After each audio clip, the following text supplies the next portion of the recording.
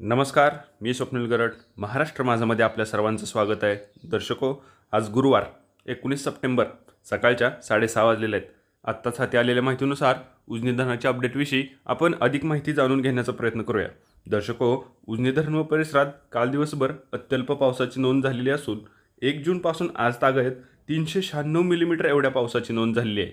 त्याचबरोबर दौंड येथून येणारा पाण्याचा विसर्गही कायम असून आत्ताच हाती आलेल्या माहितीनुसार दौंड येथून उजनी धरणामध्ये 4779 क्युसेक एवढ्या पाण्याची आवक होते.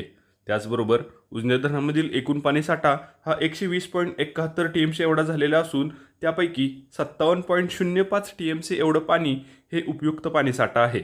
उजनी धरणाच्या पाण्याची पातळीही 106.49% एवढी झालेली आहे. जरी उजनी धरणामधून भीमा नदीमधील होणारा विसर्ग बंद करण्यात आला असला तरी उजनी धरणामधून सीनामाडा डाव्या कॉल्यामध्ये 175 क्युसेकच्या विसर्गानं पाणी सोडलं जाते.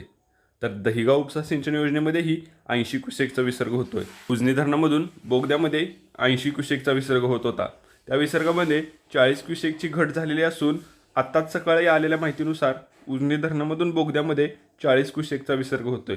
त्याचबरोबर उजनी धरणामधून मुख्य कॅनलमध्येही 1600 क्युसेकचा विसर्ग होतोय. उजनी धरणामधील 1600 क्युसेक विसर्गाचा उपयोग हा ऊर्जा निर्मितीसाठी होत असून येणाऱ्या काळात पावसाच्या कमी जास्त प्रमाणानुसार या विसर्गामध्ये बदल होण्याची शक्यता वर्तवण्यात येत आहे.